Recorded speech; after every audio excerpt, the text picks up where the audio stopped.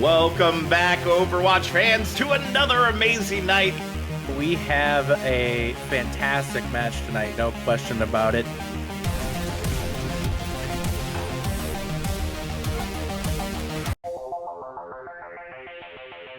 Welcome back, Overwatch fans, to another amazing night. We have a fantastic match tonight, no question about it.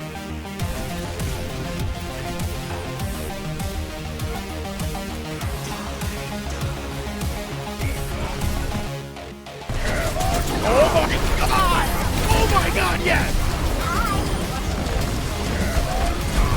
Look up a run! Make sure they can't even follow up afterward. And Watch is down 2 in this fight thus far. Make that 3, make that 4 right now here.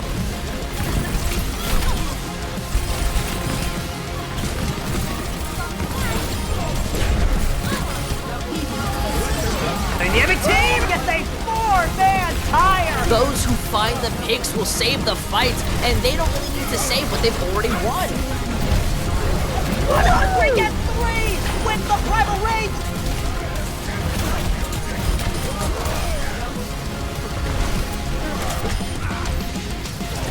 Experience Tranquility.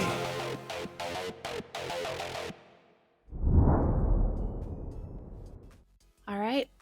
Hello, everyone. Welcome to the first ever Tranquility member showcase. My name is Beth Contu, and I am one of the admins of the Overwatch Tranquility community. I'm so excited to be able to welcome you all to this one-night event that we are putting on just to celebrate the awesome diversity that we have in our community. Tonight, we're going to feature exhibition matches between members of our tournament who identify as women, non-binary, or members of the LGBTQ plus community, or other underrepresented minorities in gaming. We're also going to have short interviews between maps so we can get to know some members of our community better. It should be a fun night, and we're going to get stuff started right away. So I'm going to hand things over to our first casters of the night, Thoramea and K-Wing, as we head to Route 66. Hi, and like Bethcon said, I'm K-Wing here with Thoramea, and we're ready to kick off what is pretty unprecedented for Tranquility, a night celebrating the people that don't tend to get represented and the people that are not as you don't see very often in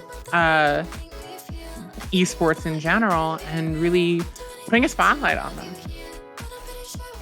Exactly, and it's such a spotlight that I think we need, especially if you think about it, at least in Tranquility, we have a lot of players who do identify as, females, non-binaries, LGBTQs, and even some from minority groups. Case in point, if you look at the current MVPs for each of the tiers, or for the tiers this season, half of them are female, and we will be seeing them in the show match. We have Cry, who is the MVP for the Discord tier, and her team did win also this season for Discord tier. And we also have Skyflower, who is MVP in Harmony EU, and her team also won this season. So for teams winning Tranquility, the Tranquility tournament this season, we do have MVPs who are female, and they are showing that they can keep up. Yeah, we have star-studded rosters on both sides as we're going to go into our first map, which is going to be Route 66, it looks like. We have Team 1 and Team 2, or the red and the blue teams, and I'm very excited to see just a showcase, maybe not of exactly the most coordinated teams, but it is showing off the best of the best of the LGBTQ plus community in Tranquility. Exactly, and you'll see people on off roles. If we notice, I took a look at the roster, and a significant chunk of females, non-binaries in the community like to play support. So you'll be seeing a lot of people who we've known for being support players playing on different roles, and I'm pretty sure they're still going to pop off one way or another. Yeah, we have star-studded rosters on both sides as we're going to go into our first map, which is going to be Route 66, it looks like. We have Team 1 and Team 2, or the red and the blue teams, and I'm very excited to see just a showcase, maybe not of exactly the most coordinated teams, but it is showing off the best of the best of the LGBTQ plus community in Tranquility. Exactly, and you'll see people on I completely agree. There are going to be some crazy performances, and we're going to see people on roles we've never seen them before. And we might even see some people that we've never seen play before play some Overwatch. Hint, hint. We might see some fun things. It's already ready to stop. We have Very tech issues. 1 much. sec. I was like, are we the usual Tranquility setup of pausing right away and wondering, is it from the players? But no, today it's from the tech side. We can be featuring women, non-binary, LGBTQ plus, and underrepresented minorities as much as we want, but we cannot escape from the fact that we are still NA production.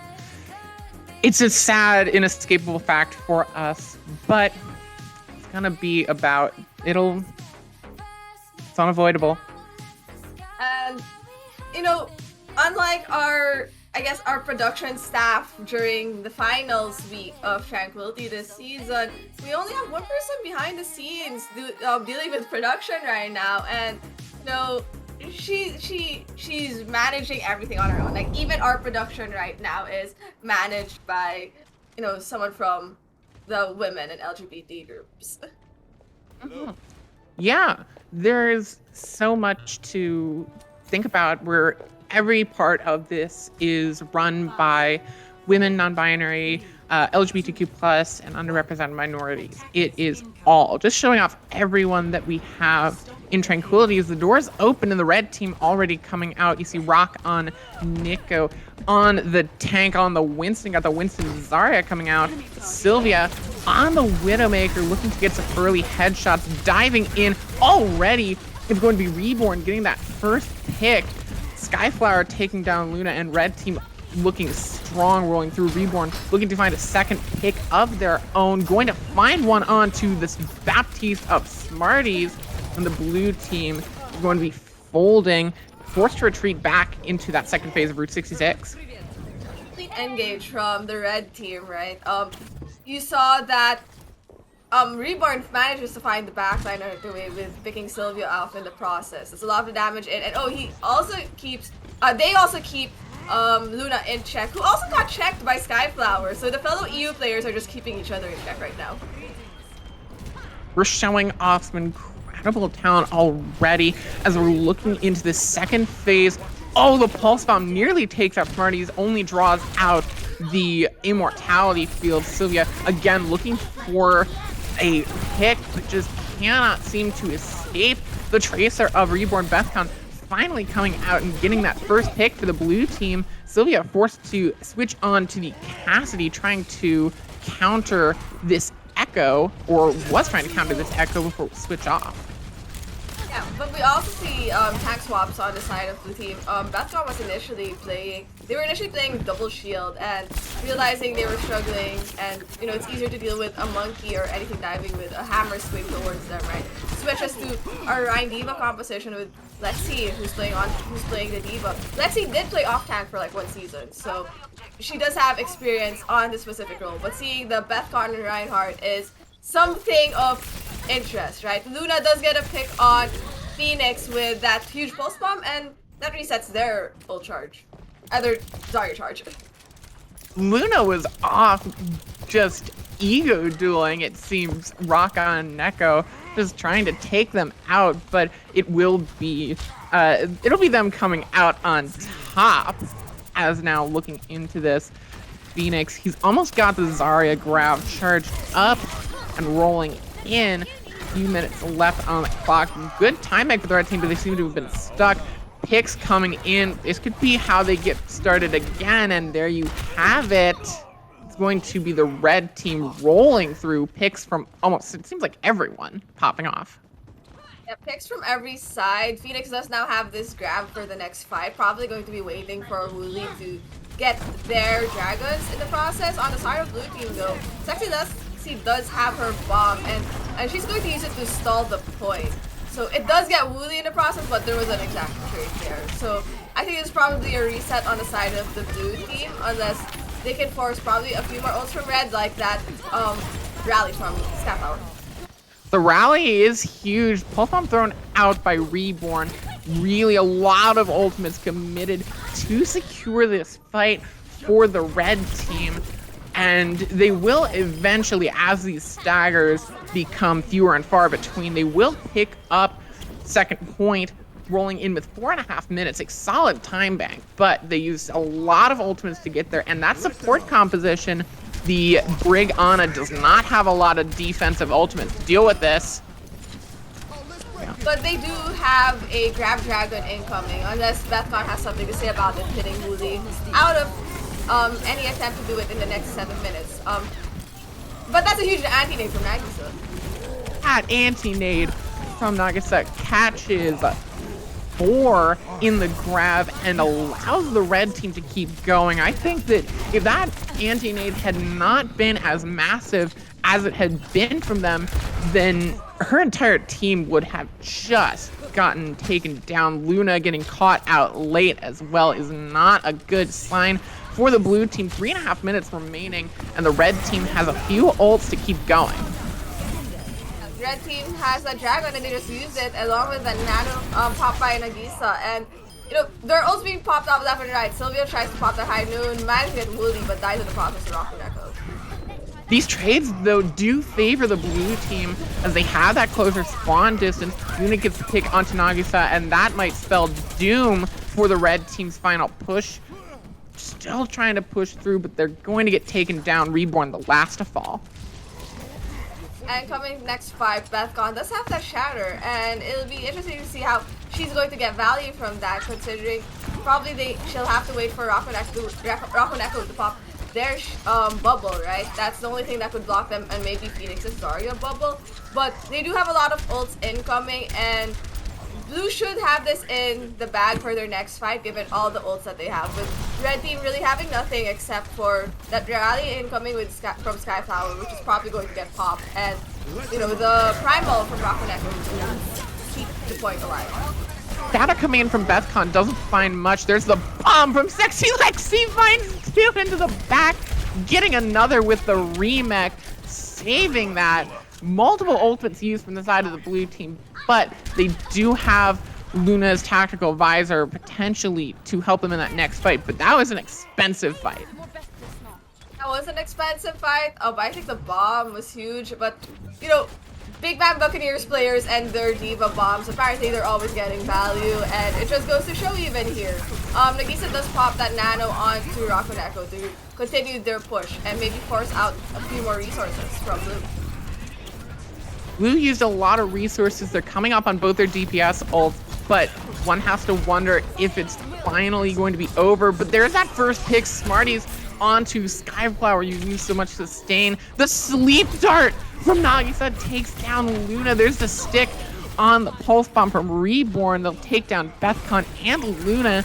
And the red team looking very strong, unless there can be a legendary stagger coming in from the blue team. Sylvia does have this Molten Core, has the chance to stall out for a little bit longer than most Torbjorns. The first pick comes in onto Reborn. That could be huge. Bethcon getting 2. That could turn everything around for this blue team. Those 2 picks are huge because as soon as this momentum stops on the red team, then come the staggers from the blue team. Sneaky Kitten gonna get antied and taken down. There comes the window from Smarties, going to get taken down as well, and everyone from blue falling left, right, and center, trying to almost in vain, it may seem. Lexi, though, finding the pick onto both the tanks, demecking the Diva. There's Sneaky Kitten throwing in the beat. So close here, just a few left. There's the Pulse Bomb taking out Sneaky Kitten.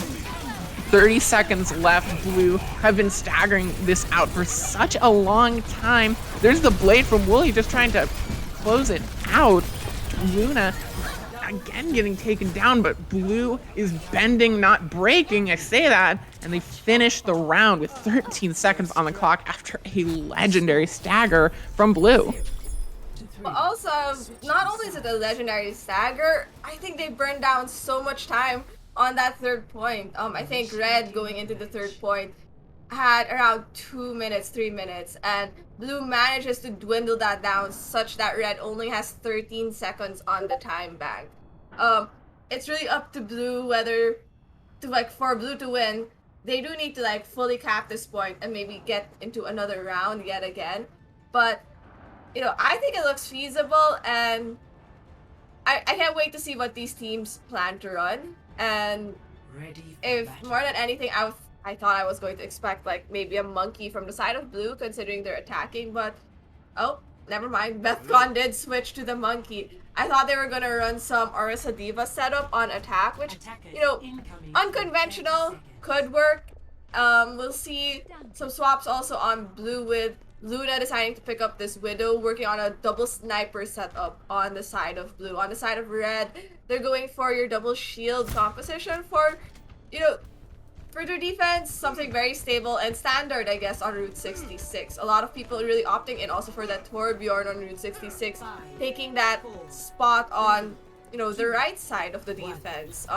Wooly opting to be the one taking that position. Skyflower and Nagisa still staying on their usual heroes that they were playing during their attack, and they were doing well on attack. So here we have Blue team now pushing the payload.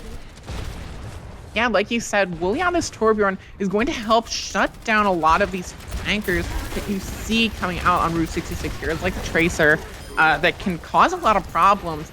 It can get spotted out, and speaking of spotted out, Bethcon just gets shut down, goes a little bit too aggressive, gets some ult charge, but gives her life for it, pardon me, and now both these snipers looking for a pick, both Sylvia and Luna, not finding any heads so far.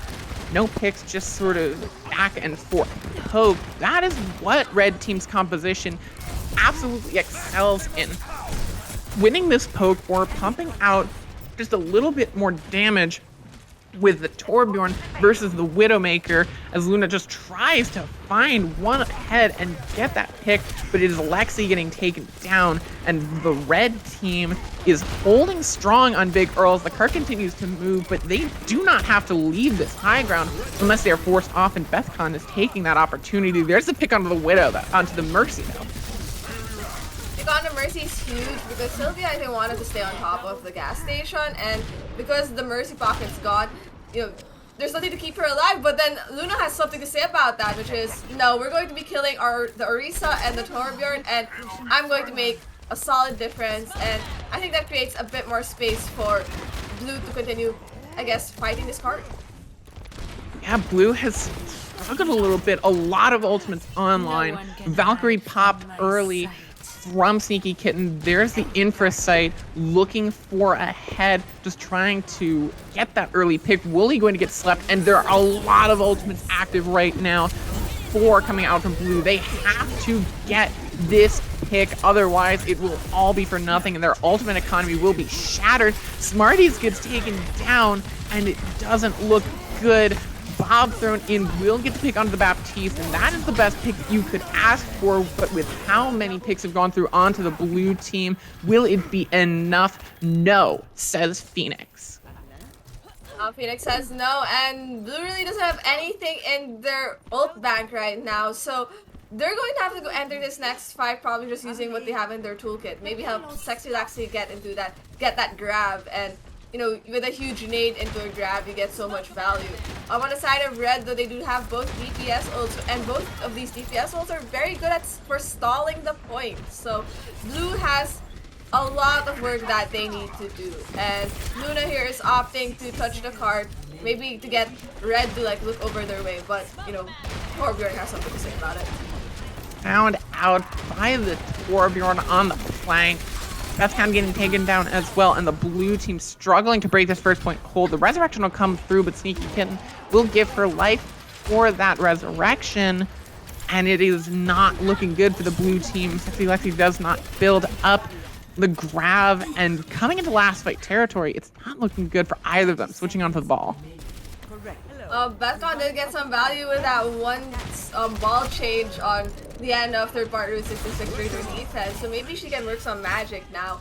But they do need to get value with this grab, and I think they're just waiting for Smarties probably to build that nano or maybe get a big nade, but they really only have 12 seconds left, and Wooly does have this molten core, and he's just going to use it to deny the point in the last few seconds. Wooly's throwing it out, denying that point presence. It's going to be so hard. Bethcon getting taken down. There's the grab, but can anyone from the blue team touch the point? The answer is no, and it will be the red team taking it for point A, and they'll go up 1-0 with a good showing from all of them.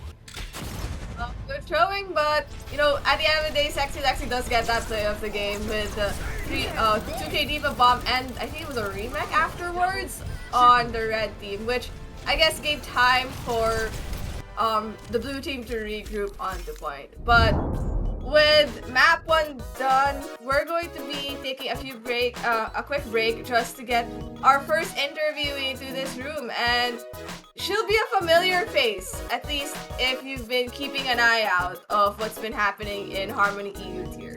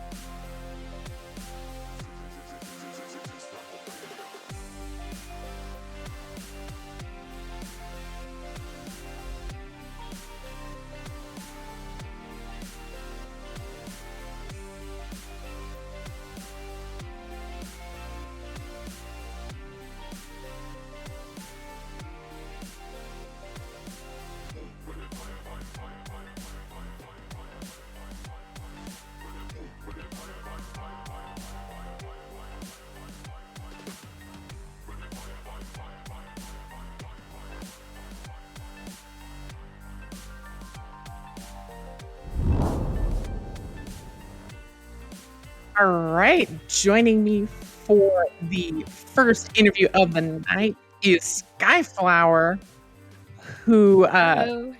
hello, who won Tranquility's first Harmony Tier EU championship, is our first EU Harmony Tier MVP. Thank you so much for joining me. Yeah, thanks for having me. All right. So first question is, how did you and when did you first get started gaming?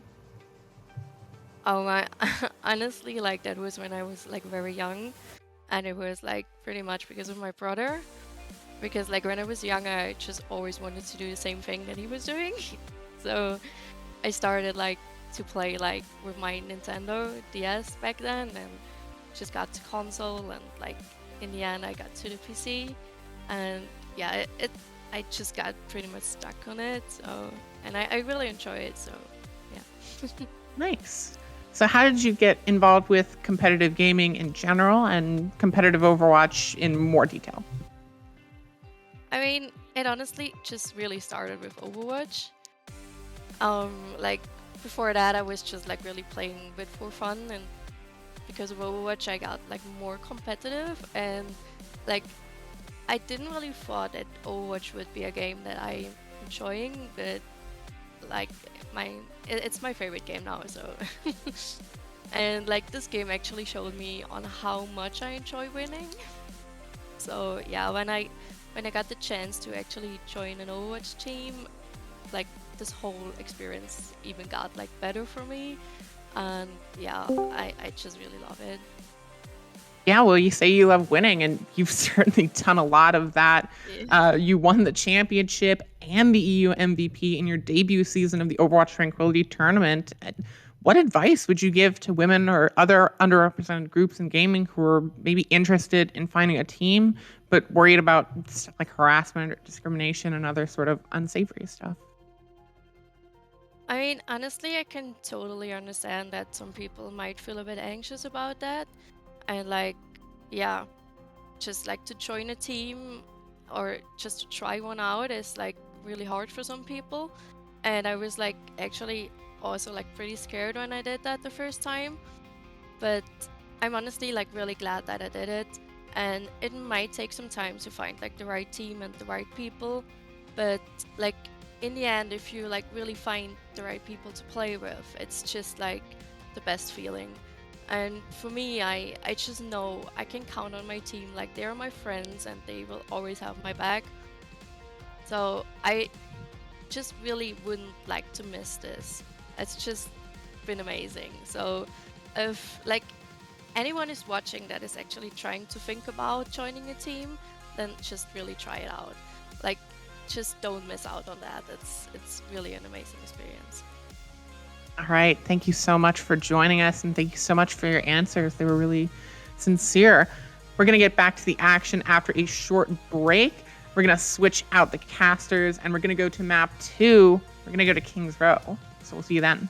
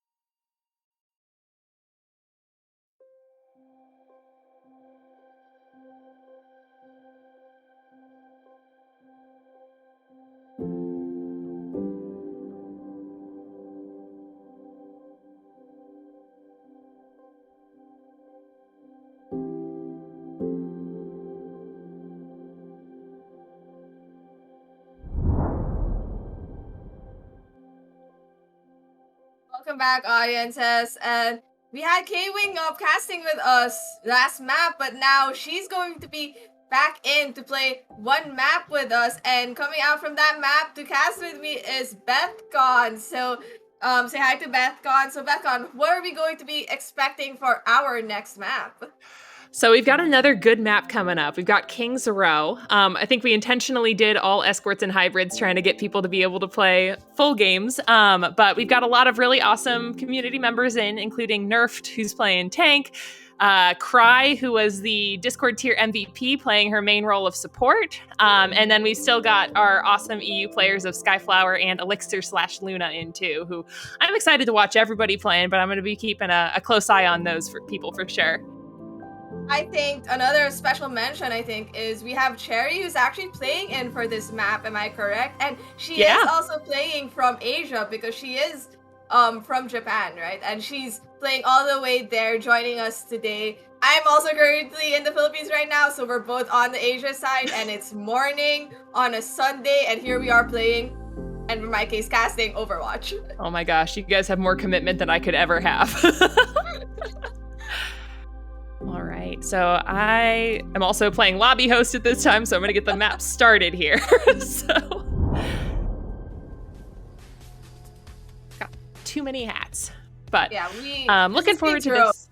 Yeah, it's King's Row. What are we expecting from King's Row, Beth? Well, if I had allowed it to be unlocked, I would say goats, but since that's not an option, I think we're going to go with Brawl here, out of probably both sides. It's kind of a classic linear Brawl map. Honestly, one of my favorite ones to play on as an off-tank specialist, let's say. But yeah, what are you thinking we're going to see, Thea? I'm thinking we're also going to see Brawl. I feel like these teams would consider it a disgrace if they don't play Brawl in King's Row, and they're just going to make some variant of it, right? They'll still have that Reinhardt, but everyone else is going to be either playing a Zarya or a Sigma or a D.Va, and today both teams have decided that we're not playing the D.Va, we're not going the traditional Brawl setup. No, we're playing Zarya. Oh, never mind. NRFT I was gonna say. Wanted to play D.Va. NRFT keep getting my hopes up, but DPS line-wise, I think Blue is more of a standard Brawl DPS lineup compared to this red team, unless Luna is swapping out of this Widow in the end. Yeah, I could see it going both ways. Luna is an excellent Widow player, so either looking for a shot or an early pick and going back and switch into something more standard, or looking here. And if you look at the, she's looking for that pick, finds that Doom doesn't get anything. Sam comes in though and gets the Reinhardt out of the way. There's a brawl at the point, but Girlboss GDH managed to get Sky, battering the other Ryan, and she's just swinging away and gets NRFT off of Meg. And I think it's a reset on the side of the red team with. Of the blue team. No, red team? Oh, there are picks going out left and right. Luna got that pick on Phoenix. Gets another one on Cry. Luna popping off, saving this point for the red team. I thought red team was lost when they lost both of their tanks, but no, Luna has something to say about it. Yeah, most of the time in Brawl, you expect the team whose Reinhardt goes down first to back out and reset, but with Luna picking up the entire backline of the blue team, the red team was able to push in, and they should probably just end up capping this point. Yep, and they do cap that point, but I think blue team got very short spots, and they will probably be fighting on this first corner of Bookstore. And I'm going to be interested to see how the Reinhardt duel plays out. Both Reinhardts are very, very close to their ults, but we can see an early window coming out from the red team, and the blue team's Reinhardt going down, leaving our Ryan with a free shatter. Free shatter from Sky, swings, gets 4 with the help of Mira. Mira cleaning up from that shatter, and, you know, doesn't get that pure 6k, but gets that 4k. And, you know, coming into this next fight, Girlboss does have that shatter. They do need to pressure out Sky, but in the initial fight, on first point, she was getting the better of Sky. So it would be interesting to see if she can best that with that window pop by Cry. Cry gets lost in the process by that headshot from Luna, and Luna does pop sides, but I don't think that's gonna stop the shower coming from Girlboss.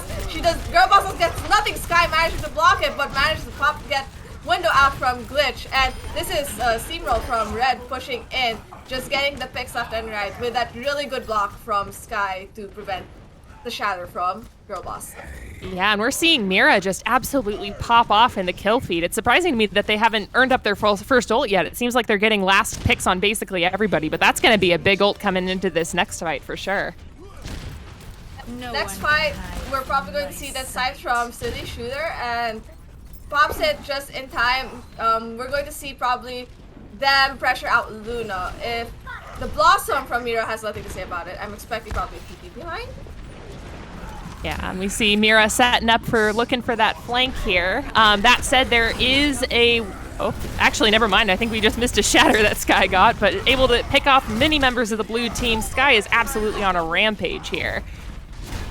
Yep, on a rampage and getting swings left and right. Phoenix tries to stall the point, does not get anything of value, and red team just rolling this in. There's a last minute contest that blue can do.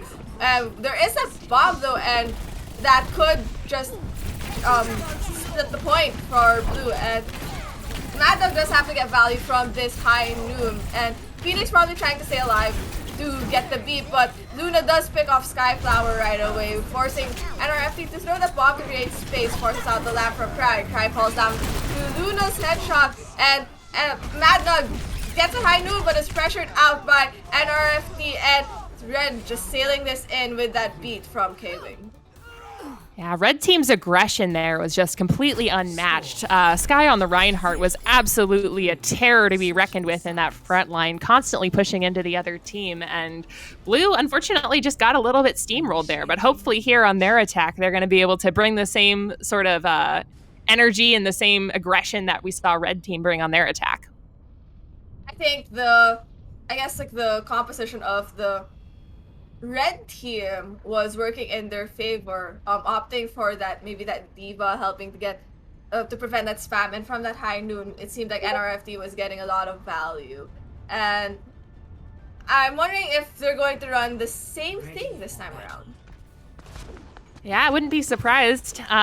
Looks like we're running out on a little bit more of a standard. Well, actually, I wouldn't even say that Blue's Brawl is standard. Red's Brawl is stock standard at this point, but Blue is running out on double sniper with their Brawl, which is kind of an interesting, different look. It's a little bit more of a slow playing Brawl, I suppose. But if Silly Shooter 6 ends up popping off on this Widow, it could be big for them, just like it was big for Red at the beginning of their map.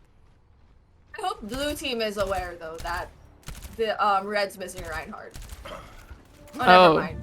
Sky decided to play a bit safer this time around. I saw them push past that that gateway, right? So I was worried that they were going to do something very inspirational. Oh, I think they wanted to make it inspirational for Luna. Nobody ever expects the Reinhardt in the back line, so hopefully Blue is checking their corners and sees. Yeah, it seems like they did see Spot outside swinging, forcing Sky to push out with that charge. But Cry manages to get Luna early on. That's the first pick for the blue team. That's a great opening for them, leaving Mira as the only DPS source for the red team. Mad Dog taking an off angle with his Hanzo, manages to get a Sonic, but Girl Boss gets pinned by Sky as Sky comes back, managing to get them out of the fight. Red with the advantage with their Reinhardt up, and they take this aggression and push forward towards the blue team, getting additional picks, Glitch getting Skyflower in the process. It looks like a lost fight. They're just going to have to regroup and spawn for the blue team. Yep, classic Brawl. If you lose your Rein, you kind of have to back out.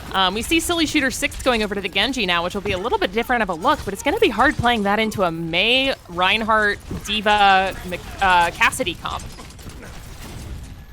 Yeah, for sure. And Red does have this window coming up soon, so has this window, so they're probably going to change space from that, which is exactly what happens. Stitch pops that window, gets huge value for their team, and just from one ultimate, Red just cleans up the blue team, and blue team has to go back to spawn, but Silly Shooter does come with a parting gift, getting Glitch in the process, having to save payback for having a huge window. And they do have this blade, which with Glitch in the spawn, that's an easy blade to get, unless K-Wing manages to stay alive in that team.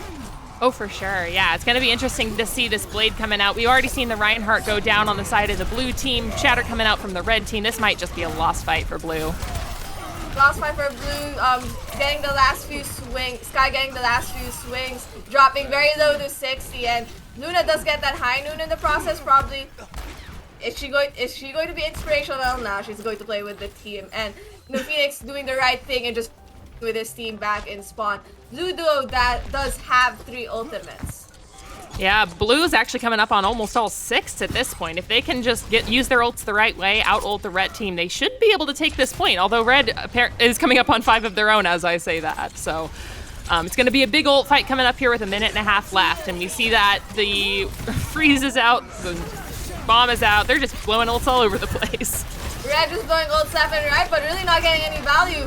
Blizzard does not get value, Bomb does not get value, but Sky manages to get value, getting the Phoenix in the process. Blade popped by Chili Shooter, hoping to get value, but Sky says no. The Mei says no, and Glitch's Window also says no. You may have gotten half of our team, but the remaining of us left are able to just kill everyone in the process. Blue, though, does invest 3 ults in that fight. They are coming up with another 3 huge combos coming up, right? Yeah, we got Grab Dragon coming up. We've got a Shatter on the side of the Blue team, just looking up against the high noon of the Red team. So, again, Blue team uses their ult here appropriately. They should be able to get a good fight in, potentially cap it. High noon pop by Luna, and it looks like that gets no value, does zone them off, and Blue trying to push in with this grab by Skyflower. Dragons come in. This should be a huge combo with the lap down from the side of Red, and it does. It gets 2. Sky, though, still managing to best the Reinhardt, winning all these Rein fights, but Blue just cleans it up with just having the better ultimate combos in their bag. Maybe Red really shouldn't have used their ults that previous fight. Yep, looks like Red may try to go for a touch here, but Blue probably just has the point cap here as we see them working on getting ready for a fight under arches, likely. Yeah, they're getting ready for arches. Red do the smart thing, giving up the point, hoping everyone just gets better spawns, and I think Red did get better spawns. So they're going to hold archway, and you see NRFD already pressuring out Silly Shooter from the high ground, forcing the lap to be popped on the side of the Blue team. High noon pop by Silly Shooter, and that does get value. That gets 2. That gets both DPS on the side of the Red. That gives an opening for Blue to push, and they are going to push past Bookstar and head towards Pipes, hoping to get a few more staggers. I mean, you see the Lucio just inting in and getting that and helping get that DMAC on NRFT, forcing Red to regroup actually at spawn, and Blue just holding this area to take space. Yeah, Blue team's a team with a lot of off-roll players, thanks to a lot of people helping us out by filling in and things like that. Phoenix, normally a hit scan player, just absolutely chasing the D.Va down on the Lucio and allowing them to get quite a good push on this second point here. Not a lot of ults coming into this fight, but Cherry does have that Hanzo ult up. Cherry has the Hanzo ult up, but before she could even use it, Luna comes out with her own 2K as the Cassidy, and does not have to use high noon for it, and Red manages to take that space and the aggression and just push on to Blue, just retaking probably arches unless they're going to play Bookstar, but Blue is coming up with a bunch of ults also. Yeah, Red is too, though. We've seen a couple of big ult saves, big ult fights coming up here. It'll be interesting to see which team ends up using theirs to their advantage during this fight. Yep, you'll see Luna currently poking main, hoping to get some value, pressure them out, pressure resources out, but you see Mira just setting up for this Blizzard, but maybe doesn't wait too long for it, so backs up with the team. Red is pushed away with the window of Cry, but not if Sky has something to say about it with that huge shatter. K-Wing does get that beat in the process, but Phoenix does pop the beat, saves the team, but really doesn't manage to keep the Blue team up through all of that, given that Mira also had pop Blizzard in that process. So it's back to the drawing board for Blue. And it looks like Blue team only has about 1 and almost 2 ults, but they've got 7 seconds to touch payload. I don't know if they're going to be able to do it. I don't think there's going to be a touch for Blue unless Phoenix manages to touch the point. Phoenix does manage to contest for a bit, but there's a shatter from Cry. Cry gets everyone who's trying to push through the archway. Skyflower does get that pick onto Sky, but there's no one else who could touch the point given that their Lucio had just died. And Red team just showing that they are the better ones in King's Row, and that was a Ryan difference, if I have anything to say about it. I mean, both teams played really well, but I do think that Sky deserves this play of the game and this particular shout out. She was just absolutely tearing through everyone this match, getting massive shatters, constantly just walking into the team. Absolutely fantastic job by them. Yep. Great job on the side of red team. A lot of showing. Also on the side, blue team though, also with their massive showing. I think most of the blue team were off rollers, and they were doing pretty well. I mean, playing their off rolls, right? You could see Skyflower still getting that value on the off tank, and Phoenix, normally the DPS player for Big Bang Buccaneers, he filled in today and was playing the Lucio, still showing that aggression that comes with playing a DPS but on Lucio. So we'll be taking a quick break, bringing in our interview for later, right? And our second interview tonight is going to be Nagisa, so looking forward to chatting with them. Yep.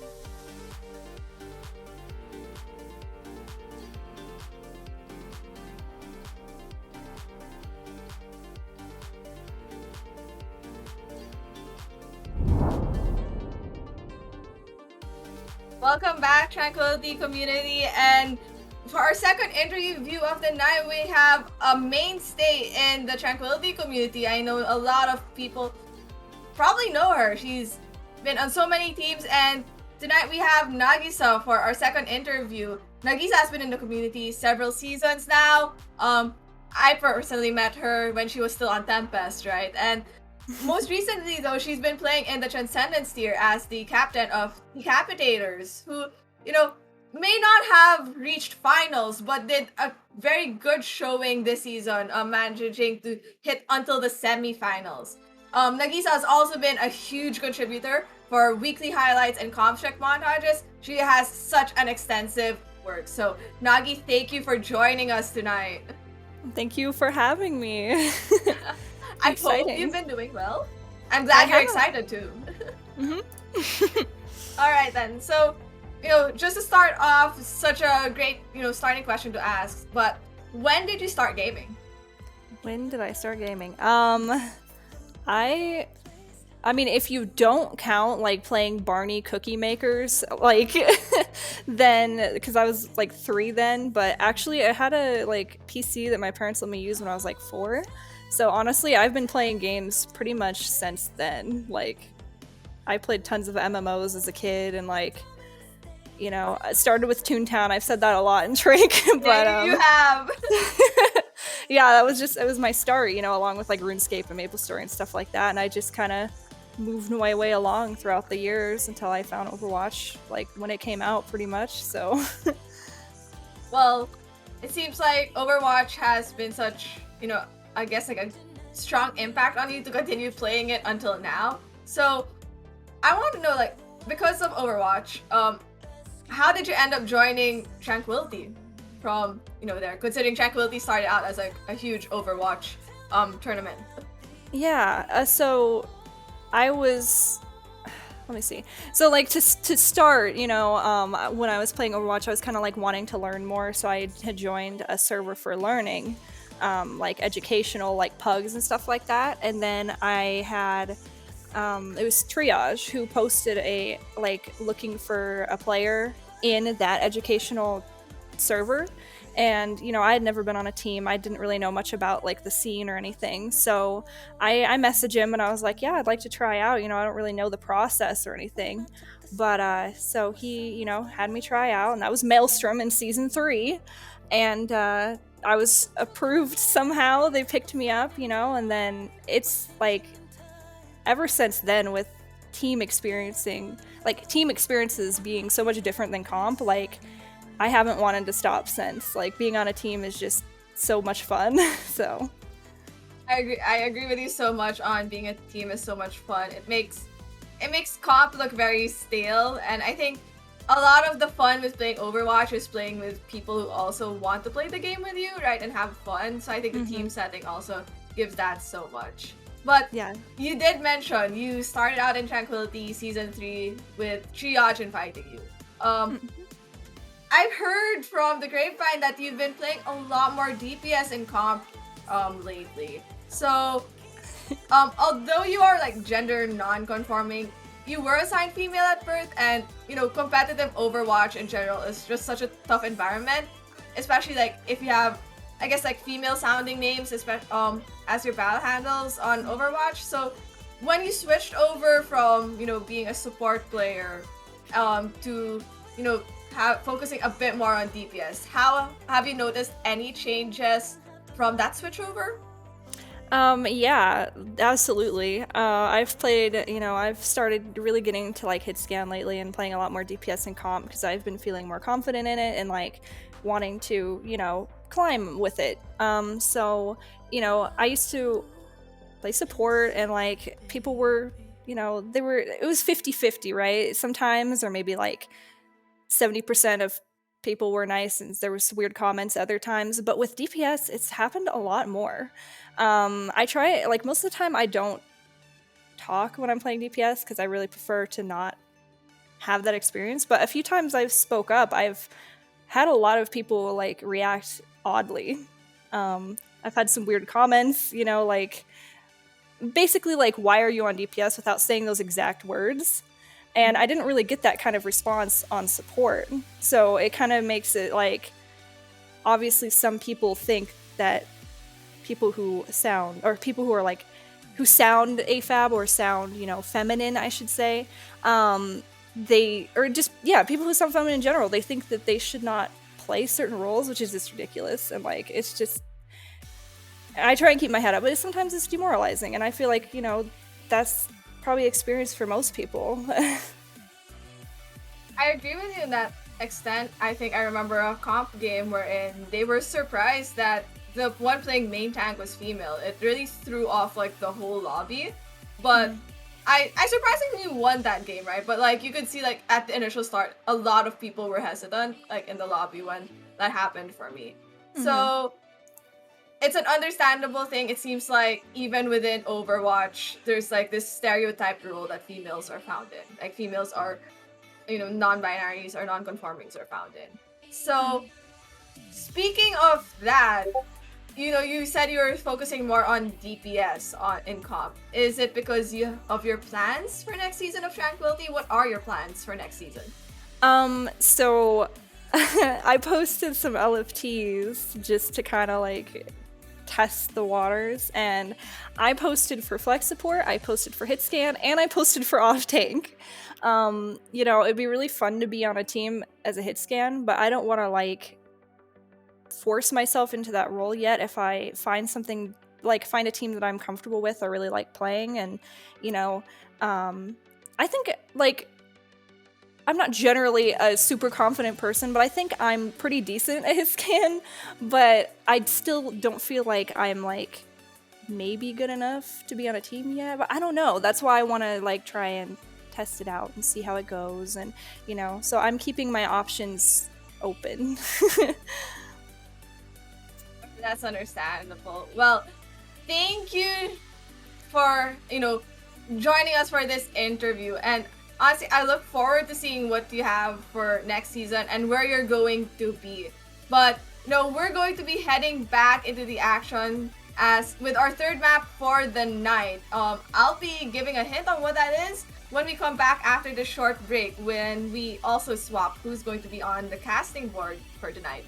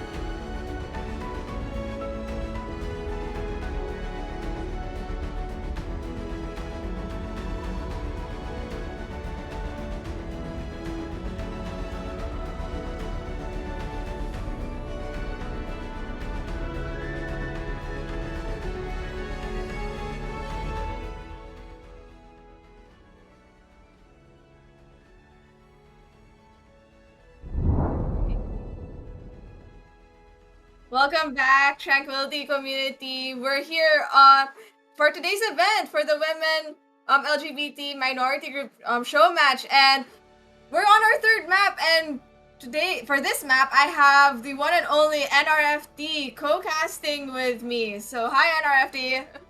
Hello. Very excited to be here. Right. Do you know what the next map is, NRFD?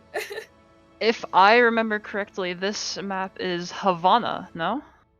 Yes, indeed. Our next map is going to be Havana. We had some few difficulties before entering this current map. We were waiting on one specific player, and they are finally in the lobby, so we're just going to get right at it. So, NRFD, what are we going to be expecting from this teams on Havana? Well, I was talking to some of my teammates after the map, and they were expecting to be doing some double shield, maybe even some spawn holds we might see from the defense you see sometimes.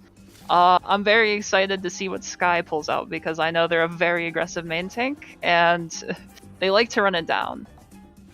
They do like running it down. We saw a great example of that on King's Row just in map 2, but I'm also interested if someone's gonna do the funnies and decide that it would be a great time to pull out the Bastion.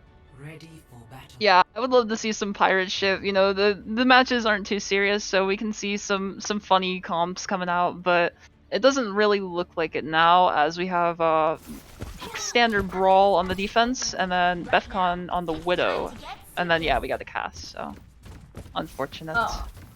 If we see... we have a general idea what Blue wants to run, right?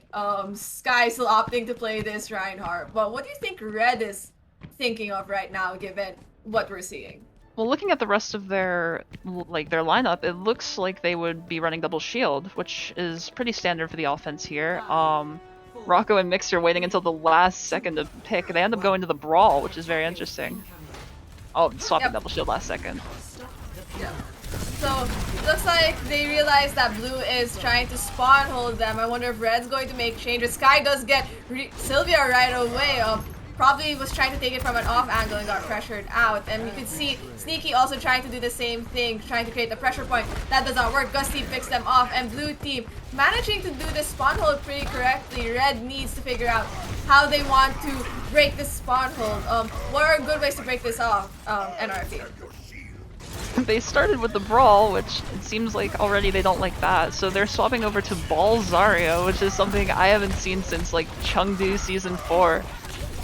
This is good. They can get some angles, you know, the Pharah has a lot of sight lines. Already they get a pick on the Sky, so this is looking like it's maybe helping them to open up the point.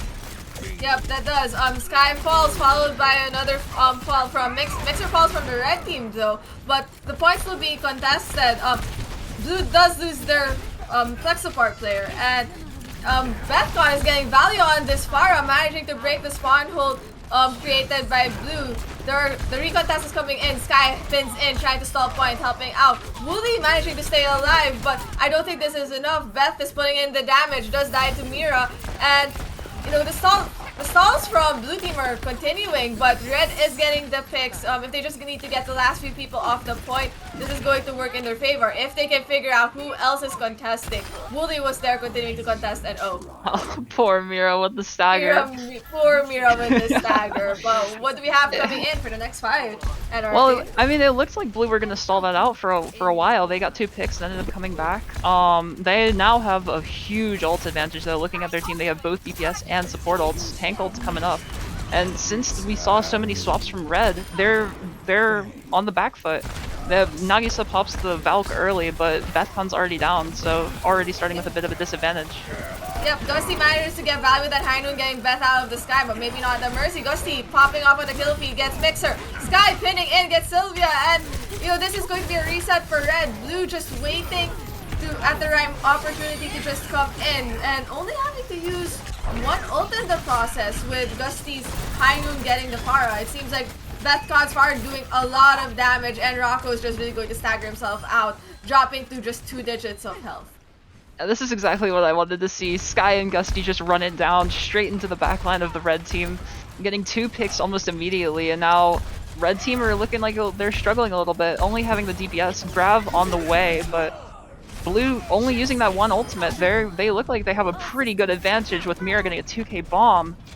A 2k bomb from Mira, but Bethcon responds with that huge 2k barrage, also getting both Smarties and Gusty in the process. The main damage dealers of the blue team are missing. Blue team has to back off a bit, with only Wooly being the sole support player of the blue team. So hopefully Red sees this and is going to continue to engage. Red is pushing up, Mira dropping to single digits, but is out of mech. Sky gets pulled into the grab but gets beat from Wooly. Wooly managing to keep everyone else on the blue team alive. Ults popping up. Blizzard invested by Reborn manages to get a few, and that stall from blue team doing pretty well with all those ults used, and Red is going to see themselves disengaging from this fight. Yeah, only 30 seconds left. We saw more swaps coming into that fight from Red, with Mixer and Nagisa swapping onto the Zen Zarya. Rocco swapping to the Ryan, and it's just, oh my god, Sky with that huge shatter. This is looking pretty dominant from Blue. Yeah, pretty dominant from Blue. Sky doesn't have that shatter, does get a lot, but drops really low. Not enough support from her fellow teammates coming in. Sylvia does that. Blossom gets one, but there's a follow-up from Mixer Kraken on the kill on Gusty. Rocco getting that one last fire strike onto Mira. There is time for Red to take this point and cap first point.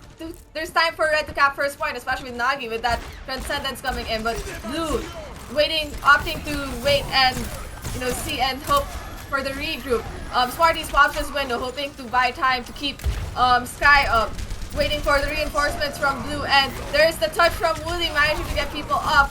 And Gusty manages to get Mira. Gusty popping with two, but Gusty gets both supports, but he is killed in the process by Bethcon, and it looks like Blue managing to get the crucial picks is keeping the point alive, and Red does not cap first point. They were so close as well. They had the ults there to maybe finish that out, but just in the final moment, Wooly touches the cart and they're not able to get that final meter. Really unfortunate from Red, but just the amount of swaps that Blue forced out of them for the first 2-3 minutes, they just never really had an answer for what they were running, and the aggression kind of just caught them off guard, it seemed. Exactly, and the aggression of Blue pretty much there, and I'm gonna continue calling Rocco Neko as just I'm gonna continue butchering Rocco's name for shits and giggles, even though we know Rocco doesn't want it. I'm kidding, Rocco, I'm not gonna do that. I'm just teasing. Okay, so Red for their defense is coming out. Oh, that's a spicy support line I'm seeing right now from the Red team. Yeah, the Bap Ana, not something you see too frequently, but that is a lot of heals. The Lucio typically you have for the speed, you want to cross sight lines pretty quickly, but when you're doing the spawn hold, you don't really need the speed as much, right? So going with the Ana Bap, you got so much healing. It should hopefully help for the sustain and maybe make the spawn hold last a little bit longer. Do you think Blue is expecting it? They ran it last time. I don't see why they wouldn't expect it. Sky on the ball though. This wasn't working out for Red, but hopefully Blue thinks that they think it'll work for them. Red pushing up, Rocco pushing up, pressuring the blue team who are trying to exit from the back doorway, well invested already by Bethcon, and it looks like they have cornered a few people from the blue team. Rocco just swinging in, getting Smarties in the process. Mira trying to save their mech, goes into the spawn room. Sylvia manages to drop to double digits, but seeing this, Gusty pushing out with the farmers, pressuring those playing on the left. Yeah, this is what I said this at the beginning. This is what I wanted to see, was the aggression from the main tanks. Rocco went a little bit too aggressive there and got himself picked, however. And now it looks like Blue will be able to clean this up without the main tank of Red there. Reborn on the Genji dashes, doesn't get anything, but Gusty and Mira were able to just clean up right there. Yeah, Gusty managing to get the picks on the side of Red, especially when Red had lost their main tank. Rocco has switched over to the ball in order to help stop point, and maybe just thinking the Ryan mirror playing Ryan really isn't the play given that Blue is playing ball. Sky drops really low, regroups with the team. Sylvia pushing up with everyone else. Sylvia trying to get the staggers on Red, who are pushing up way too much. Manages to get Mira in the process, but Mines are invested by Sky, hoping to deter Red from taking any more space. Beth has opted to switch over to this Widow to pressure out the Tara, but no, Genji just gets a deflex straight back to her. And this is looking like, I mean, I don't even know if Blue will have another, or Red, sorry, will have another fight. I mean, oh, they're looking like they're stalling this out, but the ults from Blue just come in, and now they're staggering. Rocco's on the ball, so he might be able to touch pretty quickly, but they don't have any ults, they don't have anything. They're just, this is looking like such a, like, this is looking like just a bad fight for them. That's what looks like a very dominant showing from the blue team. Rocco does indeed touch the point in time, giving some time for his teammates to regroup. The Reborn is pushing up, realizing that he is so close to Blade.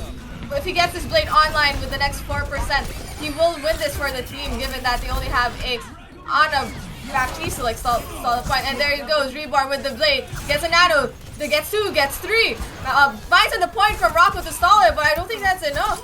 Manages to get, that's a 4, and oh, this looks very... looks like this is done for Red, with just Reborn killing everyone on the field with that Nano Blade. Yeah, they had the Nano Blade, and Reborn was just able to clean everybody up. I mean, it was a pretty rough fight for Red to be taking. It didn't look like the one that they would be super confident in winning, but at the end, Blue takes it. Blue takes it with that showing from Reborn, and there's the deflect on to Bethcon, and I don't think we'll be seeing the Blade in this one. This looks like just the regular, really good dash resets and deflects, and just manages to kill everyone on the team at the end of the day. Just some standard Genji play there. The Blade, though, was really nice. I mean, Red ended up getting some picks in that fight. However, Reborn just ended up cleaning up everything, getting so many picks with the Genji, the Nano obviously helping. Just the fight, I mean, Red were already in a rough position, but the Blade just cleaned everything up for them. Exactly. Well, NRFD, thank you for joining us at the casting table. I know is this your first time casting? Yeah, it's my first time. I was a little bit shaky, a little bit nervous, but it was fun. Yeah. Well, I'm glad to see you at the casting desk and joining us for today, but we will be taking a quick break as we bring in one of our interviewees for this map. You saw them earlier today, and you'll be seeing more of her as we ask them some questions about their experience in the esports scene.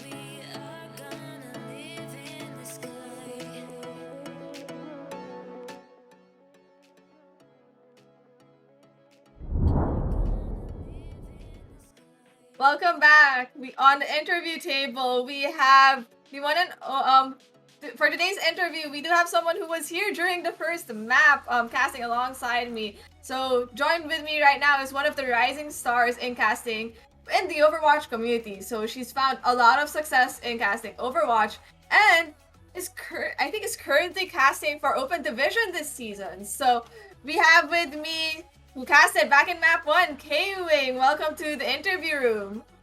Hi, yeah, really different to be on the other side of the table.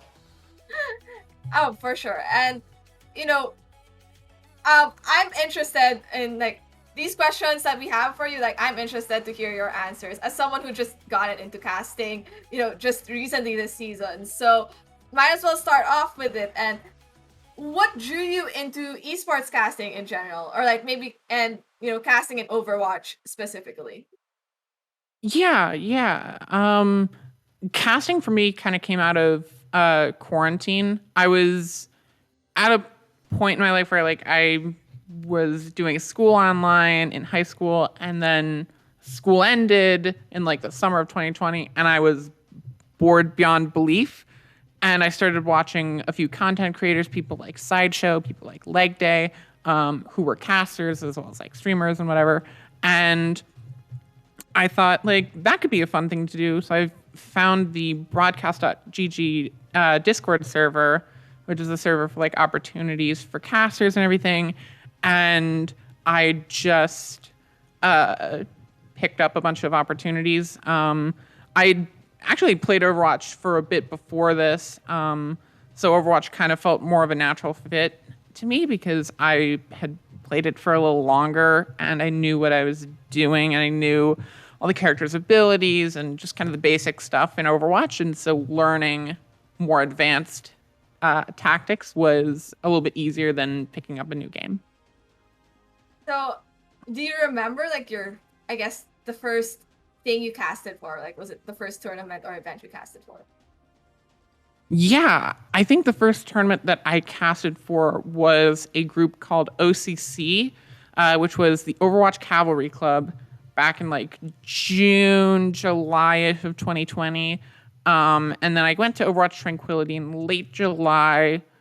And I've been here ever since, which is a really long time ago. It's been almost 2 years of casting in Tranquility. Yeah, that is almost 2 years. I think that's also pretty much the same time of how long I've also been in the Tranquility community. So, we entered around the same time. But I guess something I'm interested in, and I'm pretty sure everyone else in the community who's watching is interested in, is like, what has your experience been like coming out and casting while trans? Yeah. So when I started casting, I didn't cast. I wasn't out as transgender and all that.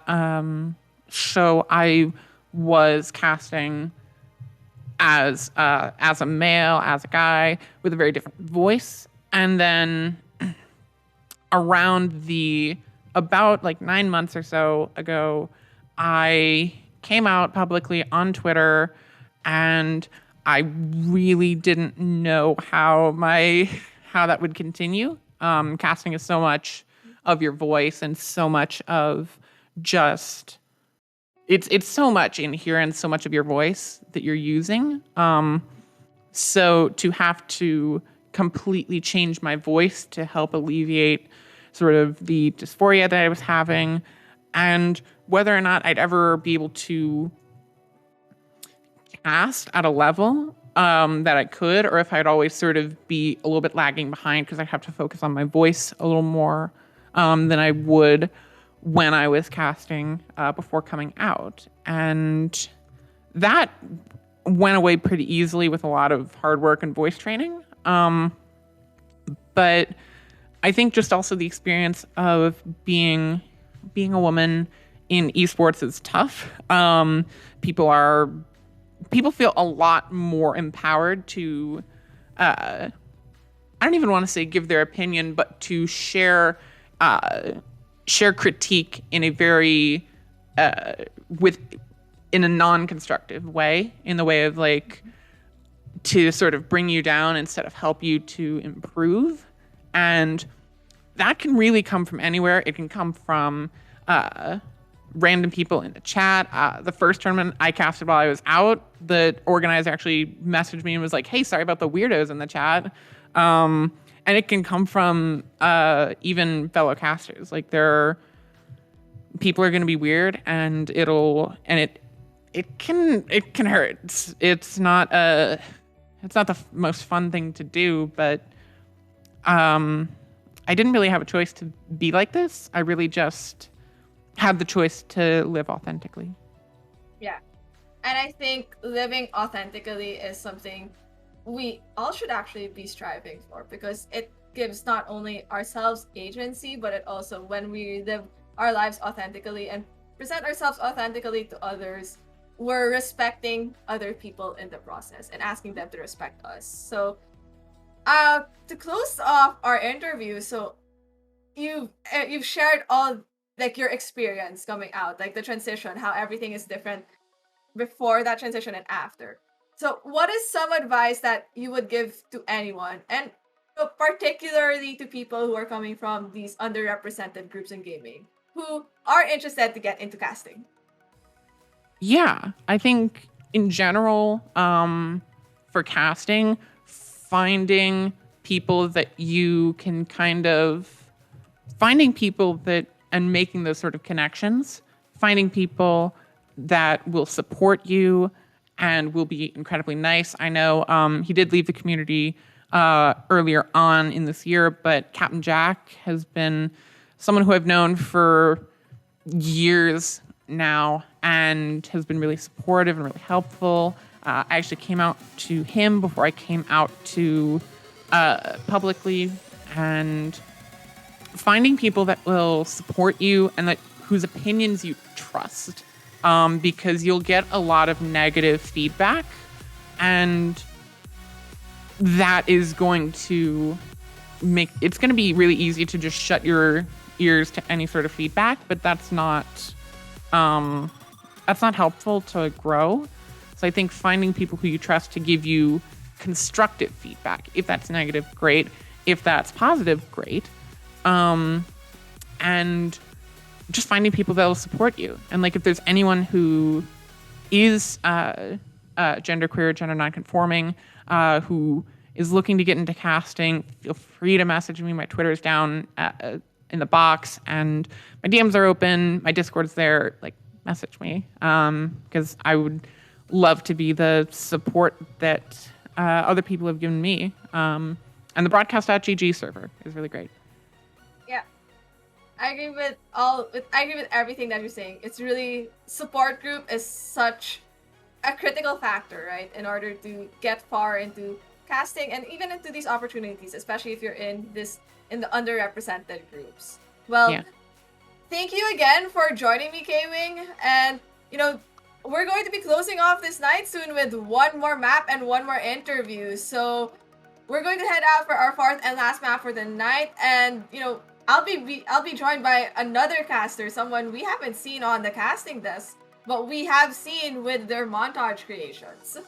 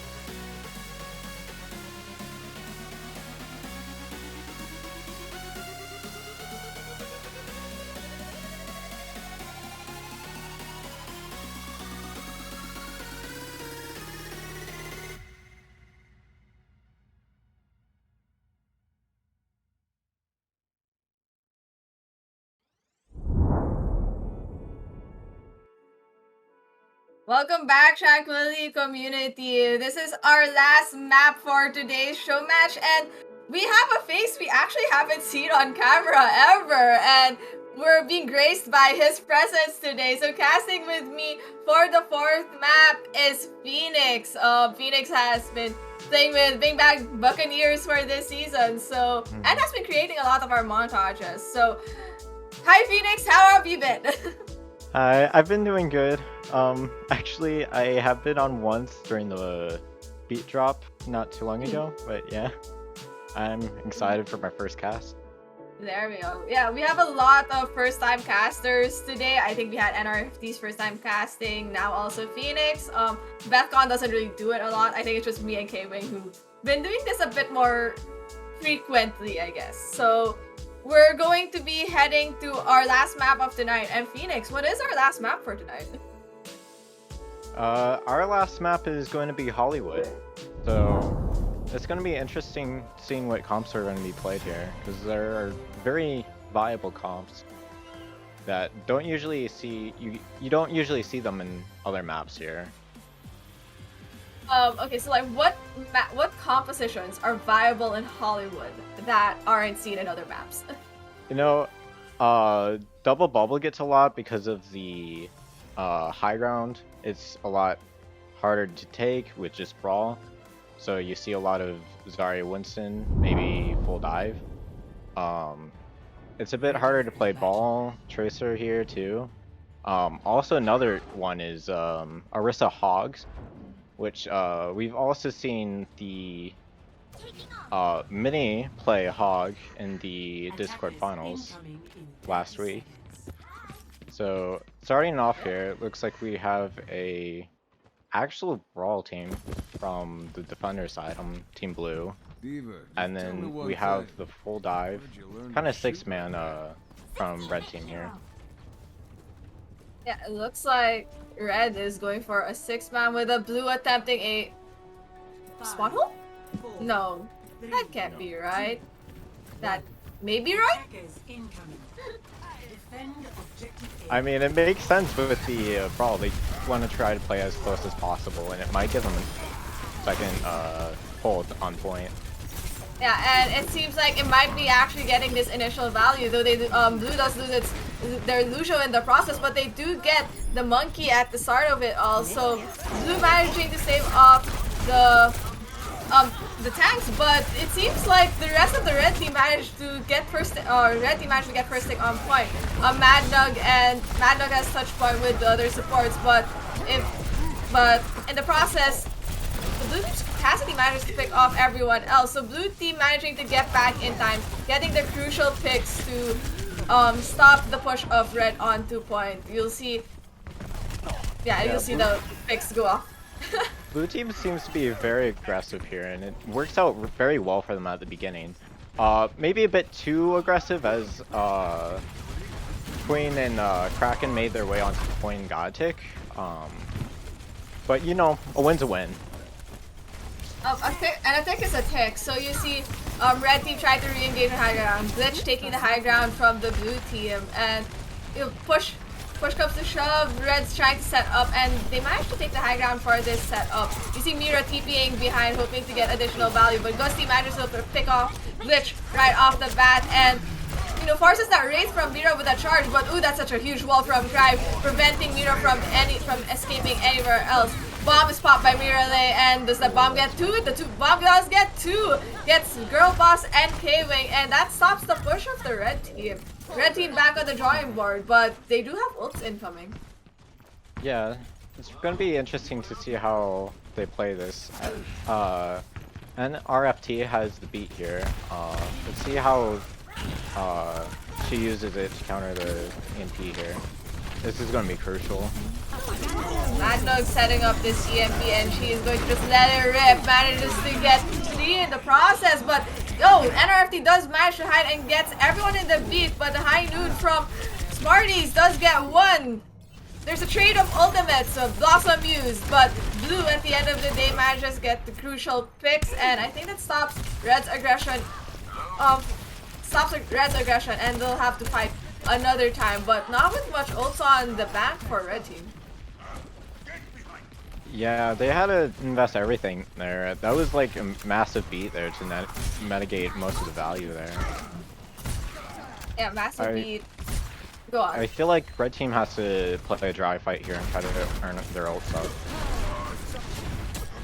You're seeing some swaps coming out from red team. Mad Nug switching over to the Mei. Due to Glitch also switching over to the Ryan. It's gonna be a Ryan v Ryan fight, but I hope they are ready for the fact that Gusty has the shatter and is looking for a time to let it rip.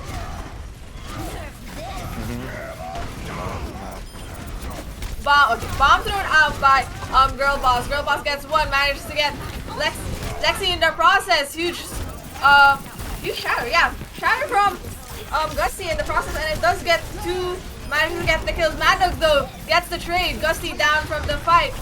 Beat invested by K-Wing manages to keep up the DPS line and the support line. There's picks are coming on the way of red, but they need to get the staggers off the point. Cry with that Mei, with that Blizzard, will pops it soon. Hopefully, maybe, waiting for the team to regroup, but they should be aware that there is a Mei on the high ground elevators. Mira getting the next picks, managing to, Blizzard of Cry eaten by Girl Boss, so that's a denial, and red just takes the point from blue. The Reaper actually seems to be paying out for red team over the cast because it allows them for another escape option and like hard on focus. So if they all just rush the same person, they can actually win the team fight despite being down. And that is a stagger onto Smarties. Manog managing to get, I guess, the right click from a distance. That's back in the drawing board for blue, but Cry pulling out the bastion for all of us to see. And I wonder if this is going to get value and if red realized this change of Gusty pushing onto the point with that aggression, chasing after K-Wing. K-Wing managing to escape, but Blizzard popped by Madnog on the point. Manages to get a huge Blizzard, which helps him get some picks, and also invested on the side of red, such as the Coalescence. Mira with the Blossom opting to hold it up for the next fight, and blue tried an engage, but red was ready to answer. Yeah, I like the Bastion pick, but not with the comp because it kind of goes against how you want to play Bastion. You want to play further back, but the rest of the team wants to go in and engage. So during that fight, there were times where Cry was in a position where she couldn't follow up on any damage because the team was already ahead. Yeah, but huge shatter from Gusty gets almost all of the red team, and suddenly blue is turning this around with that one shatter from Gusty, and well, Mira does get Cry in the exit, and pops his Blossom. I don't think it's going to be enough, especially with that pin from Gusty just telling them, no, you are not going to be killing anything in the point anymore. Mixer trying to stall a point.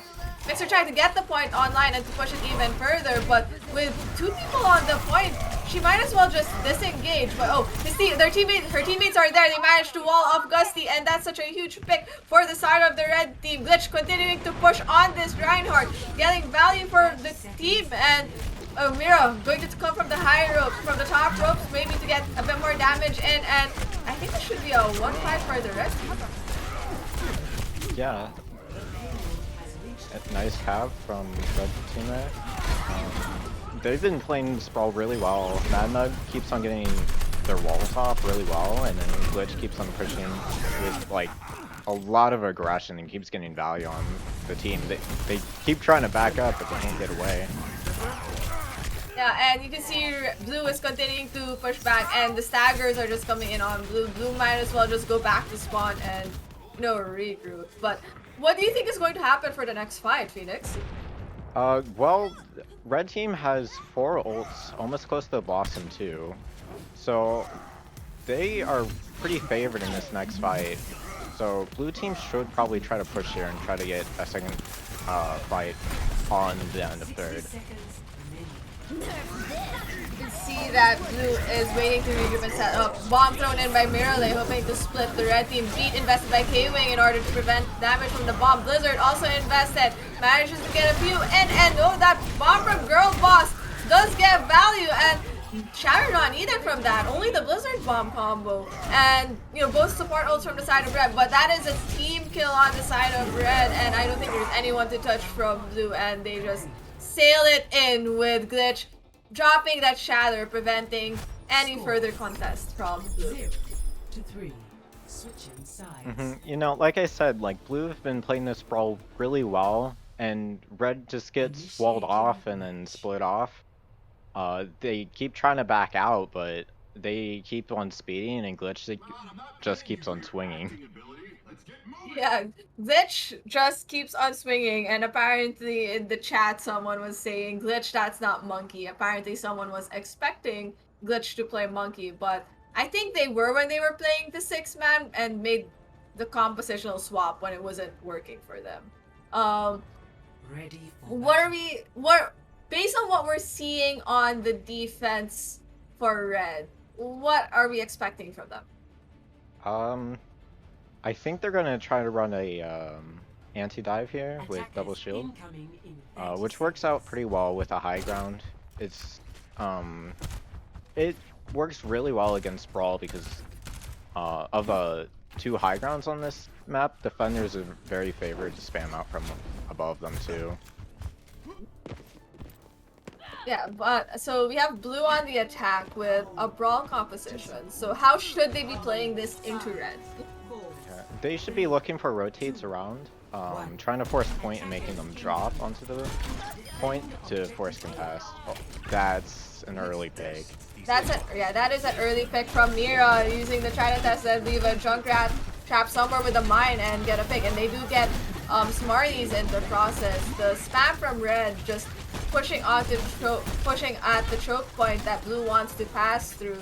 Blue not really making any moves yet, probably waiting for Smarties to for Smarties to come back and figure out what they want to do. Seems like they're gonna go in for the Sim TP play. They get blown up by Mira though. Yeah, Mira was ready with the mines onto the Red team when they tried to TP it. When they tried to TP it. So that didn't work in their favor, and Mira is just really getting a lot of value from this Junkrat, and they're first to ult with that tire. I don't think any of the Baptiste players had gotten the window yet, and here we have Mira with a tire. Yeah, we see that Blue team are making some switches now. They're going to go dive with a Braid Cassidy core. So they'll try to get close in, but it's going to be hard for them with Girl Boss's rocks and Glitch's pulls. Yeah, Mira over here preparing to rip this tire against the Blue team, and hopefully Blue is scouting that there's going to be a Junkrat tire soon, given all the kills that Mira has been getting. Tire is being ripped. Using the tech of just stalling it to figure out where Blue is, and they do get Glitch. Oh no, they got Gusty in the process, and Gusty is back into the spawn, but not if NRC has anything to say about it.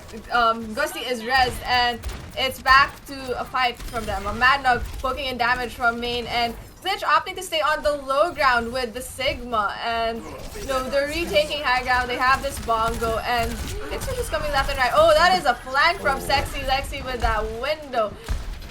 I don't know what was the plan there, but I think that was a gutsy play, but K-Wing just kills them off in the process. Yeah. Marquise is hiding. I think Lexi went for that play because they're gonna swap to the Ana with the Monkey. It's a lot harder to get value on BAP with dive. I'm not surprised to see the swap to the Ana. Yeah, dive onto the high ground, managed to get value. Girl boss down with that coordinated dive of Gutsy and Mirale. Poking from main is Cry, pressuring the core that's hidden inside Cafe, which Gusty just, pounces upon with the Monkey, noticing that lamp had already been used. And it looks like with this coordinated dive, Blue will be taking first point. Yeah, they've been playing really patient at the dives and trying to get value, and they just get people caught out on their own. As if they split between the high grounds. They use that playstyle to their advantage and separated them. I would also like to comment that this is I think No, maybe no. Let's see what happens. But there's a res coming in from NRFD, resing Lexi, who had died just previously, and I hope Red is ready for the fact that there's a broad incoming bomb invested by Mirale, but before they could even remake, Mira gets them in the process. Poking from main is Smarties. Smarties pressuring them out from main, and oh, that is a huge pick from Mad Dog onto Cry, which limits any further spam damage onto Red, but I don't think it's enough given that the blue team has eliminated everyone else on point. Oh, I stand corrected. Mad Dog is popping off, gets 4 people, just cleaning up the kills for the red team. Gets 5. Is that a 6? Is that a 6? Is she going to get this diva out of mech and kill the diva in the process? No. It looks like Mirale manages to get out with their mech. Oh, red team just letting Mirale get away for free. But huge clutch from Mad Nog to stall to prevent any further push from blue.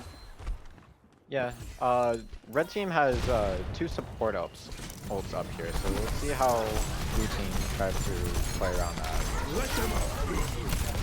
Yeah, red opting to set up on the high ground using this double shields poke distance to its advantage.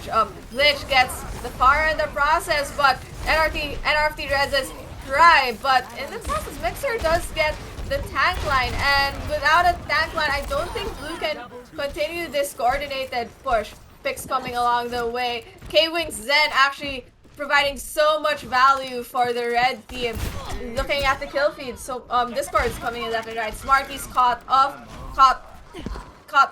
the way out, and so is Lexi, realizing that the Ana and the Ashe were not in the kill feed.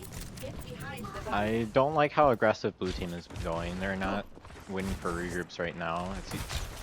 You see Muriel on cart right now. They could probably push them. They get out, but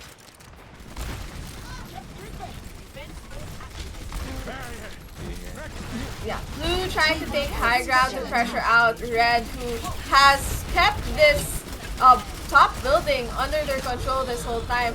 Also invested on both sides. NRC popping the valve to contest the bongo of Glitch, and Smarty's popping off with this Ash Bob, doing so much work on the high ground, manages to get 2, and with the ults invested by blue, they should be cleaning this up. Picks going along the way of Smarties, and that should be potentially a cap for red if they get the staggers out. Mira does have the high noon on high ground. See if they use it. No, they don't. No, they don't. It looks like Mira had gotten booted off by NRFD. But what should we be expecting for the next fight, Phoenix? Well, we're getting close to trans, but Queen does die early here, so we'll probably won't see it this fight. Red team does have a lot of ults coming up, so they look favored in this fight, but maybe Hanzo or Ashe can get a few picks and turn the tides. Swaps made on the side of blue team. I think they're running now a double flex support lineup with NRFD moving out of the Mercy, playing the back. These Dragons invested by Cry, zoning off the red team, and they blue team realizing this push upon the Orisa stuck in one room, but Girl Boss investing the flux takes a lot of damage, and Mira with the flank. I don't think blue team realizes it, that she is behind them, and no, they managed to play on natural cover and push back and wait for their teammates to regroup. But ults have been invested on the side of red with not much coming up, but blue does have this bomb which Mirale pops, and it does get one. It gets Mad Nug, and Gussie also invests this bongo, and the window. Only damage coming in from the blue team. The supports utilizing all this utility are also now just DPSing. Mixer Cracker slept and is now on the ground. K-Wing doing their best to stall, and can they touch the point with this Transcendence? No, they get booped off by Mirale, and you know, this is a closer map than our 3 other maps. Phoenix is casting one of their longer maps for today. Yeah, you know, I'm not really complaining. This is actually really good Overwatch to see. A lot of different comps have been pulled out. The variety and like map design between each stage is really different. Like on third point, you have most fights just on the low ground. Second, you have that massive high ground that you have to take control over. And then first, you have you have the high ground that's really important, but you also have a lot of flank angles that make like flanky heroes more viable. Yep, and coming into this second round of push from the TMs, we see both teams probably opting for the same thing. With that dive from blue, when they switched over to the dive, it seemed to work for them better. But red showing Quite an interesting comp here. Yes. I'm expecting some TP shenanigans. I think something a la Doodles, who like using the sim Bastion to TP back and forth, hopefully to get value, or it could just be a TP for the Orisa to get back onto the opposite high ground.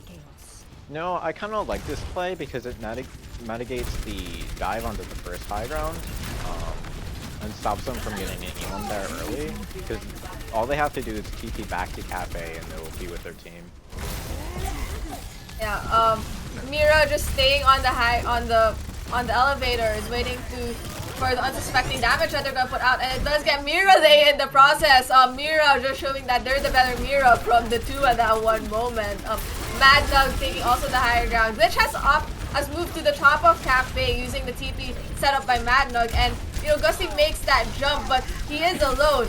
Mira, they had died initially, and the picks are going in the favor of the red team. With Mixer Kraken just picking off NRFT, and you know, it's all going in their way. Blue team might just really need to soft regroup and wait for everyone, because Mira has just been putting all this damage in for the team. NRFT tries to stall, and this is really just a stall left. Is there anyone who's going to be able to touch the point? No. Gusty is saying, I'm here, I'm gonna pop this Bastion ult, I think I'm the first one with the ult, and that's pretty much it for this push of blue. With no ticks on the board, red has a minute and a half to either get that tick, or we're going to see the funny draw on Hollywood. Yeah, it was a good counter pick because they knew that the dive worked really well for blue team on their attack. So playing the Bastion there with the sim kind of just forced them to like commit to the dive with 1 minute left. They didn't have time to swap and get ults. And there's just not really anyone you can dive, like maybe the bat, but they would just put down a lamp. What are we expecting from this incoming composition also from blue? And red. You know, I think blue just wants to show them that it's not really skill, they just kind of cheese them out. But blue, I think they are looking to maybe read the Bastion comp as well, because I think what they're going to try to do is TP bottom of Cafe and rush up to wherever they're holding. Yeah. Red coming out of the gates with this brawl composition, but with a sim junk. I think the spam damage, and I think they realized that blue is doing probably the same thing that they're doing. So this is a lot of mind games coming from both of these teams, because there's just going to be TPs everywhere. There's spam damage coming in from Mira onto the blue team, who had taken the top of Cafe, but someone has to touch. Red just getting these ticks for free. Mira coming with a flank with the Junkrat, and the picks are just coming for red, and red at the end of the day just gets that point, just showing that they have a better understanding of how they want to play that TP strategy. Red really worked out for them there was how they all swarm from different angles, and the Bastion can't shoot at everyone if everyone's just around the Bastion.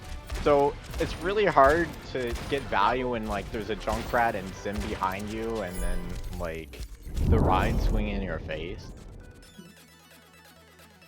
Yeah, exactly. The ride, and I think just the maneuverability of the red team, given that they had opted for a Lucio instead of a Mercy, means that they could just close the gap even faster with, you know, the red team, who had been running, or with the blue team who had been running more of an Orisa, right, composition that's more stacked up. So that's it for today's matches, and we're going to be closing off with an interview with someone who's normally not on the camera, but someone who works behind the scenes. So we'll take a short break and, get that person into the interview room. But thank you, Phoenix, for joining me today on the last map, which is our longest, I think, map out of all 4 maps for today. Yeah, thank you for having me. See ya.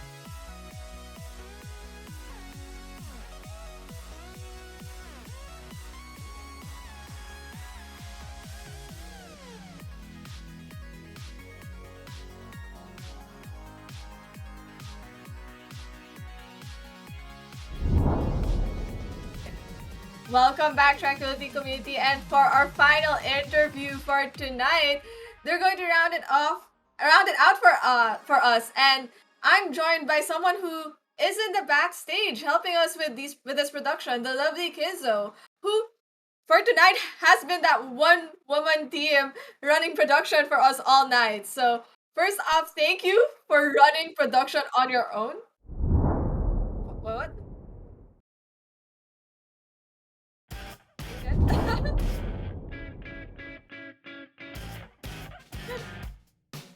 Did you get?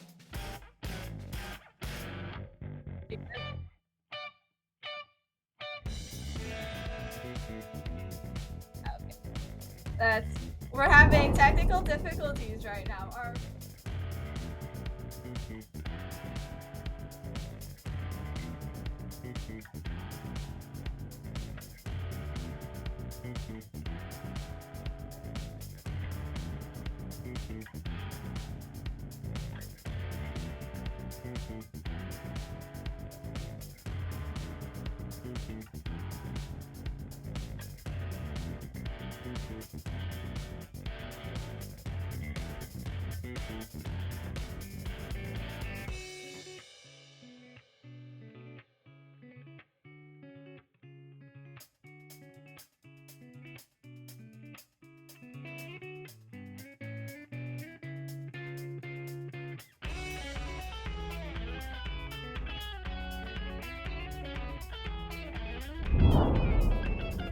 Welcome back, Tranquility community, after a few more technical hiccups, because that's how we roll in this current show match.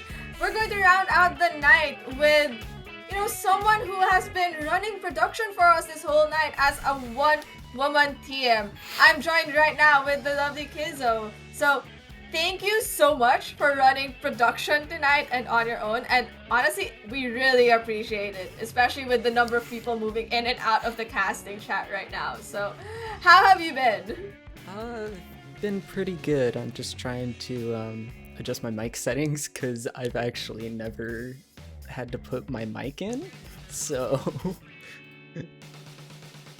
people from prod at the back scenes don't have to worry about those, but they're now now Kizo's in the front line right now because of this wonderful event. So I guess to start off this whole interview, what brought you into gaming? Well, I mean, I started gaming a long time ago when I was very, very young. I started gaming on this really like child-centric thing called a Leapfrog. And then eventually I got like a Nintendo DS, played on the Wii and whatever, but my first real introduction to gaming was probably I moved states and got an Xbox when I moved into a new house. And I started playing Halo. And from there I moved on to Battlefield, and the game that really set me off was Rainbow Six Siege. I eventually started playing competitively on Xbox, moved to PC, started playing competitively on PC, and ended up playing competitive for 2 years, qualified for the CCSW, which is a women's tournament there. And then recently I've had some shoulder issues and my team got dropped by our org and whatever, so I decided to move full-time into production, which is something I do outside of gaming as well. I do a lot of theater production and concerts and stuff like that, so this is just kind of a natural progression for me of sorts. Yeah, natural progression. The whole stage management aspect is, I think, like stage management and theater, right? Is essentially also the production counterpart in esports. So, what drew you into, like you mentioned, like this is like something that's natural to you. What makes the whole production aspect natural to you? What draws you to it? So I was actually first drawn to production because my sister was in the tech crew of her high school.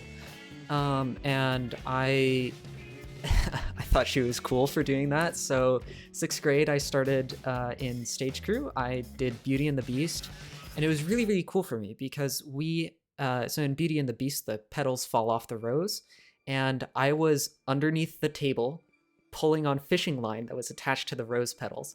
And so it really just gave me such an appreciation for what happens behind the scenes and the people that have to work back there. And I made some of my best lifelong friends through doing technical theater.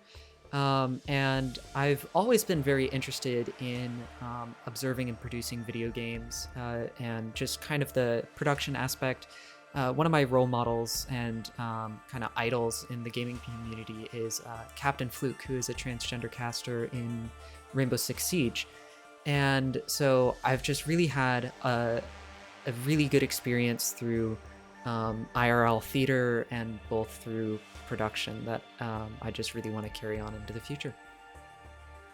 Well, it looks like you've settled like pretty well into like this backstage type of work. And something I want to know is like, how did you break into the T3, T4 esports scene for production? And like, what challenges have you faced there? So I think the first thing I did, I started doing production back when I played competitively. And so I was playing in the league and doing production for the league because a lot of leagues in Rainbow Six are very, very small. So it's hard to find administrators and it's hard to find production staff outside of the player base. So I started in that. But then eventually the thing that really broke me into more high level casting was I was on Twitter one day scrolling through. I saw a tweet in French asking for an observer in 30 minutes. And I responded to that tweet in French. This is the one thing French has actually been useful for in my entire life. And so it was so there's something in Rainbow Six called FPL. There's a similar thing in Counter-Strike that's just like, it's in Rainbow Six, it's professional player matchmaking. And so I got to do observing for the French-speaking professional player matchmaking, and that got me actually to do a qualifier for a Tier 2 event as well. And then from there, I took a break to do some IRL production, did some competitive play, and then came back. And so now I've just kind of been trying to pick up gigs here and there and pick up new games as well. So originally I only did Rainbow Six, but I've moved into Valorant, Overwatch. I even did a Dota 2 tournament for it was like an ANZ Dota 2 tournament, which I never thought I would do. It lasted until like 6 a.m., but it's just really, really good fun. Well, that's like a lot of experiences, and it's across different games. So it's, it's interesting to see like the diversity you have in, in production and esports. But I heard that you've expressed at least an interest in LGBT representation in characters in gaming. So what for you have been some games where you feel like this, LGBT representation has been done well? Or maybe if not something, or games you have seen this done poorly that just really stick out into your mind? So I think coming from Siege, Siege has one gay character, Flores, and one trans character, Osa. But the issue with Siege is that the character backgrounds are not very integral to the game, and the characters don't really have much personality compared to a lot of other games. So adding in a trans character and adding in a gay character just seemed very forced in that respect. But moving over, I've been playing a lot of Apex Legends recently, and the characters in there, such as Bloodhound, who's non-binary, Valkyrie, who is the gayest woman in all of esports, and then even some of the different ethnicities that are represented with Lifeline from like a more African region, and then Gibraltar as a Pacific Islander, where their entire personality and their entire character is very built around those identities. And in fact, they also hired voice actors, like Gibraltar's voice actor is a Pacific Islander. So they did a really, really good job of creating real dynamic characters where being LGBT or being of a minority ethnicity really adds to their personality and just elevates the character, rather than something like Rainbow Six, where it's just like, we love the LGBT community, so this person's trans.